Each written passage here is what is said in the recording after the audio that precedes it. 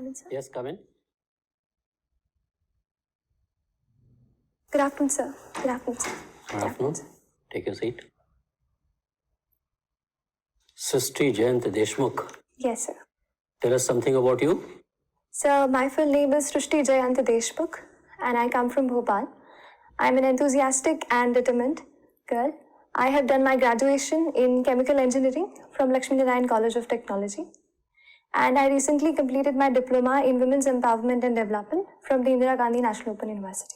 Okay. Why it is Srishti? We have heard of Srishti, but this is a very unique name, Srishti. So in Marathi, the word Ri is pronounced as Ru. So that is why the pronunciation goes Srishti. So hereby the spelling, sir. So you are basically an engineer. You have completed your engineering, and thereafter you have developed interest in civil services. Yes, sir. What has inspired you to join civil services? Sir, I believe that it is a job as dynamic as being a civil servant that will utilize all my capacities and capabilities. And it will be a journey to a life of large-mindedness where I will be able to care about other people's lives, their dreams, their passions, apart from my own. What are the priorities you have thought of, priority areas where you will be really doing a good work once you get selected? So the first area which I am really eyeing is on education.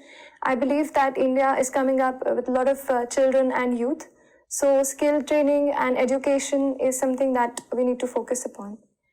What are the problems being faced in education, particularly at the primary and secondary level, in backward states like Uttar Pradesh and Bihar? Have you tried to analyze? So the problems which I feel prominently is the quality of education. We have ensured that children come to school, but the quality of education that they are gaining, the learning outcomes, they need to be monitored the next.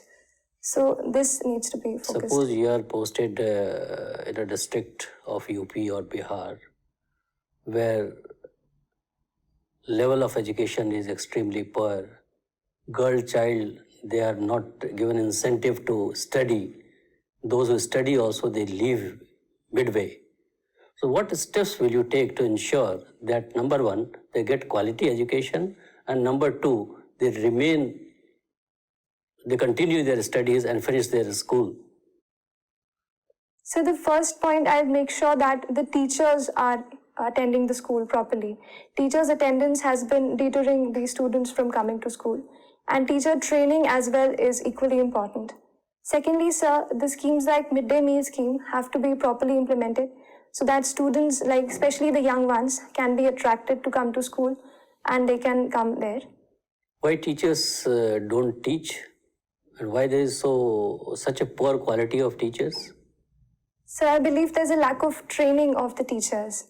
They have done their basic qualifications, but they are not adequately trained is to ensure how learning outcomes have to be ensured. So we need to work on that front. Okay. When you had to join civil services, why did you do your engineering course?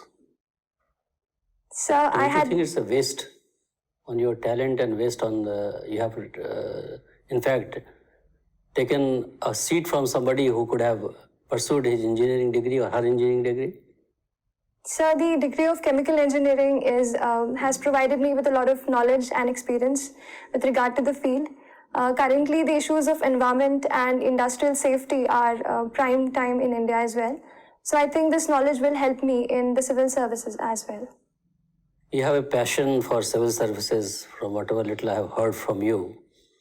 But there is a perception that civil services is per se very corrupt. And it is divided on so many criteria, on caste lines, on some other considerations, and they have their own political affiliations also. It has not remained a steel frame which it used to be. So what is your take on this? So in a country as large as India and in a system, the bureaucratic system that we have developed for ourselves, there are bound to be challenges. Some, as you mentioned, of corruptness and otherwise irregularities or division on the basis of caste or otherwise. But I believe, sir, this should not deter the young aspirants who are believing to go into the system and try and be as close to being the good civil servant and practicing values. Don't you think that you are still too young to join civil services? You should gain some experience, try to know the country in a better way before joining the civil services and acquire more knowledge, so to say. So the very fact that UPSC allows us to sit for the examination at 21 years, I believe, is good enough a reason to try and sit for the exam. And I have worked on my front, studied what all I can to excel in this. Okay, thank you.